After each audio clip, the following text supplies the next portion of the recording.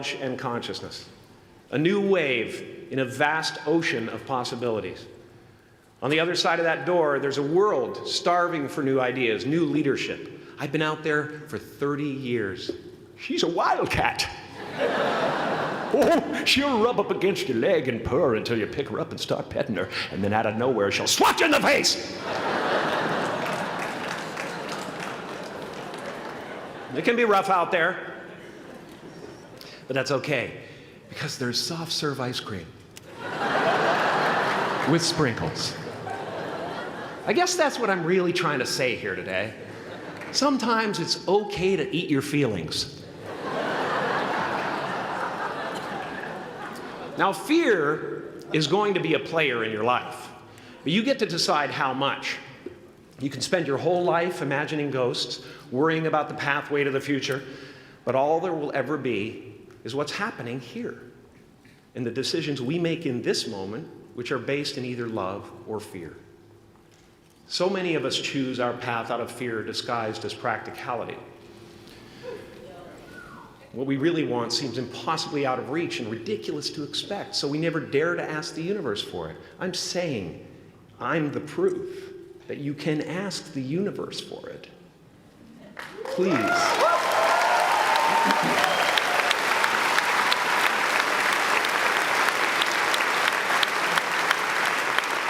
And if it doesn't happen for you right away, it's only because the universe is so busy fulfilling my order.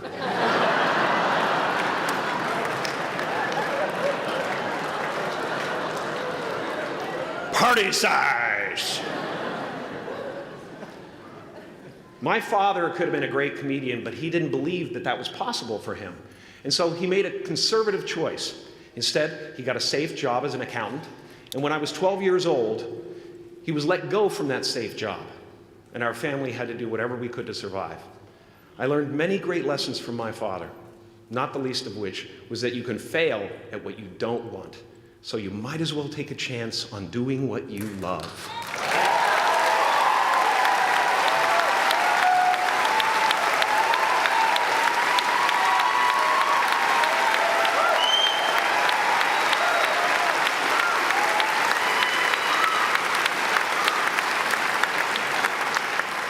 It's not the only thing he taught me, though. You know, I watched the effect of my father's love and humor and how it altered the world around me. And I thought, that's something to do. That's something worth my time. It wasn't long before I started acting up. You know, people would come over to the house and they'd be greeted by a 7-year-old throwing himself down a large flight of stairs. They would say, "What happened?" And I would say, "I don't know. Let's check the replay." I'd go back to the top of the stairs and come back down in slow motion.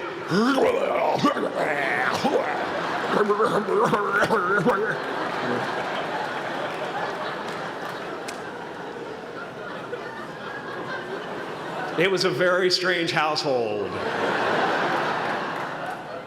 My father used to brag that I wasn't a ham, I was the whole pig. And he treated my talent as if it was his second chance. When I was about 28, after a decade as a professional comedian, I realized one night in LA that the purpose of my life had always been to free people from concern, just like my dad.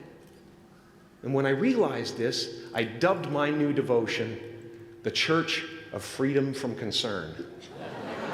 The Church of FFC.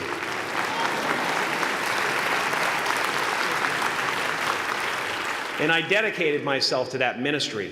What's yours? How will you serve the world? What do they need that your talent can provide? That's all you have to figure out. As someone who's done what you're about to go and do, I can tell you from experience, the effect you have on others is the most valuable currency there is.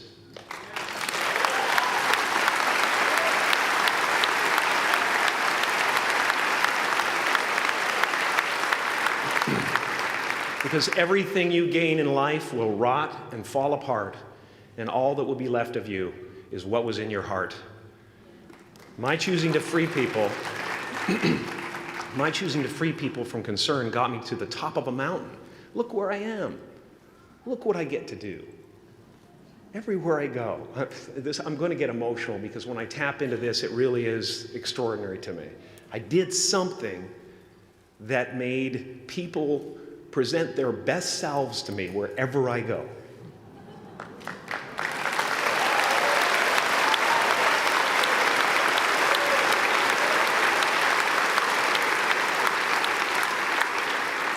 I am at the top of the mountain, and I was, and the only one I hadn't freed was myself, and that's when my search for identity deepened. I wondered who I'd be without my fame. Who would I be if I said things that people didn't want to hear? Or if I defied their expectations of me? What if I showed up to the party without my Mardi Gras mask and refused to flash my breasts for a handful of beads? I'll give you a moment to wipe that image out of your mind. But you guys are so ahead of the game. You already know who you are. And that peace that we're after lies somewhere beyond personality, beyond the perception of others, beyond invention and disguise, even beyond effort itself. You can join the game, fight the wars, play with form all you want, but to find real peace, you have to let the armor go. Your need for acceptance can make you invisible in this world. Don't let anything stand in the way of the light that shines through this form. Risk being seen in all of your glory.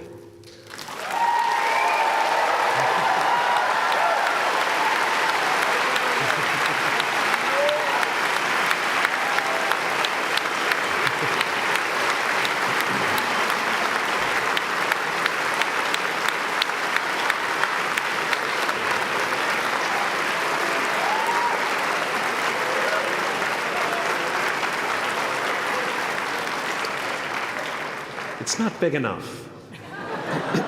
This painting is big for a reason. It's called high visibility.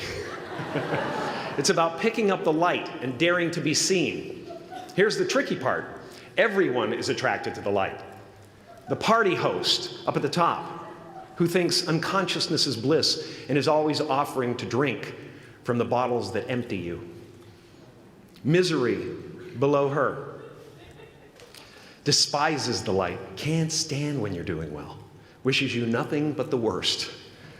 The Queen of Diamonds, under him, needs a king to build her house of cards.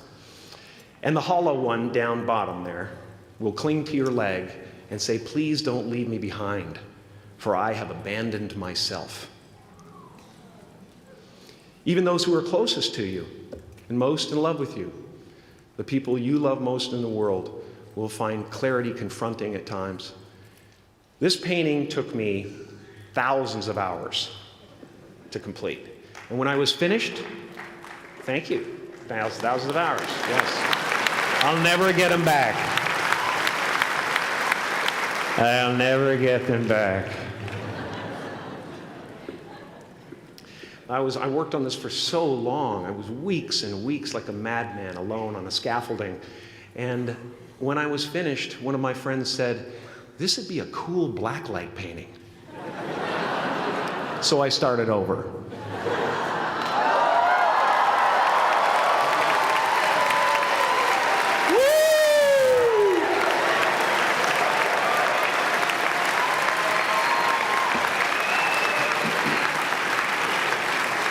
Welcome to Burning Man. Some pretty crazy characters up there, but better up there than in here. You know, painting is one of the ways, thank you. Painting is one of the ways I free myself from concern, a way to stop the world through total mental, spiritual, and physical involvement. But even with that comes a feeling of divine dissatisfaction, because ultimately, we're not the avatars we create. We're not the pictures on the film stock. We are the light that shines through. All else is just smoke and mirrors, distracting, but not truly compelling. I've often said that I wished people could realize all their dreams and wealth and fame, and so that they could see that it's not where you're going to find your sense of completion. Like many of you, I was concerned about going out into the world and doing something bigger than myself, until someone smarter than myself made me realize that there is nothing bigger than myself.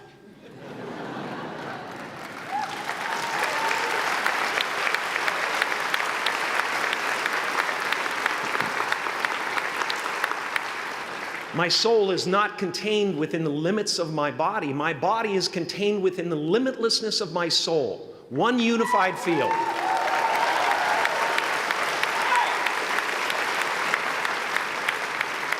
One unified field of nothing, dancing for no particular reason, except maybe to comfort and entertain itself.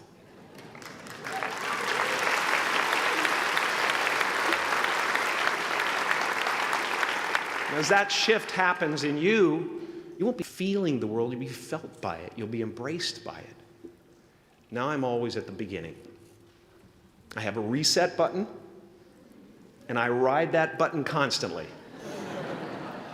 Once that button is functioning in your life, there's no story that the mind could create that will be as compelling.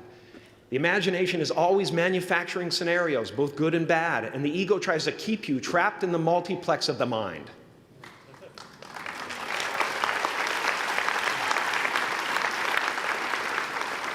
Our eyes are not viewers, they're also projectors that are running a second story over the picture that we see in front of us all the time.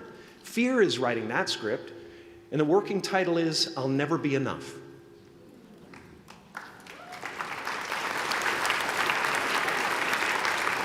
Now you're going to look at a person like me and say, how could we ever hope to reach those kind of heights, Jim? How can we make a painting that's too big for our home? How do you fly so high without a special breathing apparatus? This is the voice of the ego. And if you listen to it, there will always be someone who's doing better than you. No matter what you gain, ego will not let you rest. It will tell you that you cannot stop until you've left an indelible mark on the earth, until you've achieved immortality. How tricky is this ego that it would tempt us with the promise of something we already possess?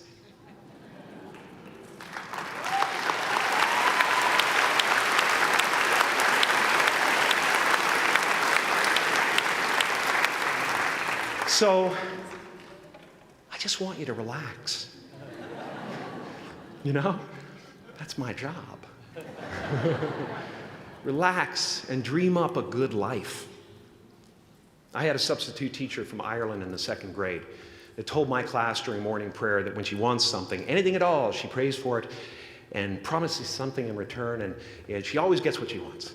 Well, I'm sitting at the back of the classroom, you know, thinking, wow, my family can't afford a bike, you know. So I went home and I prayed for one. And I promised I would recite the rosary every night in exchange. Broke that promise. But 2 weeks later, I got home from school to find a brand new Mustang bike with a banana seat and Easy Rider handlebars. Yeah. From fool to cool. My family informed me that I had won the bike in a raffle that a friend of mine had entered my name in without my knowledge whatsoever. So that type of thing has been happening to me ever since. And as far as I can tell, it's just about letting the universe know what you want and working toward it while letting go of how it comes to pass.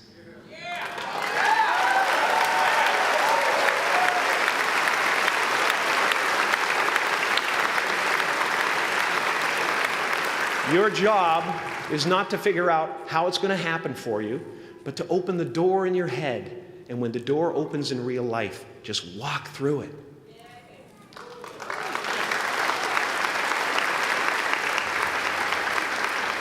And don't worry if you miss your cue, because there's always doors opening. They keep opening. And when I say life doesn't happen to you, it happens for you, I really don't know if that's true. I'm just making a conscious choice to perceive challenges as something beneficial so that I can deal with them in the most productive way. You'll come up with your own style. That's part of the fun. Oh, and why not take a chance on faith as well?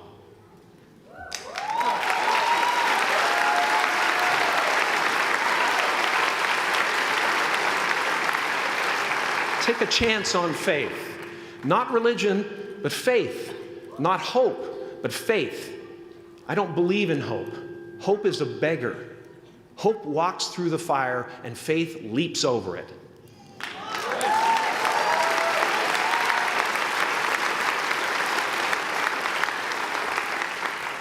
You are ready and able to do beautiful things in this world. And after you walk through those doors today, you will only ever have two choices: love or fear.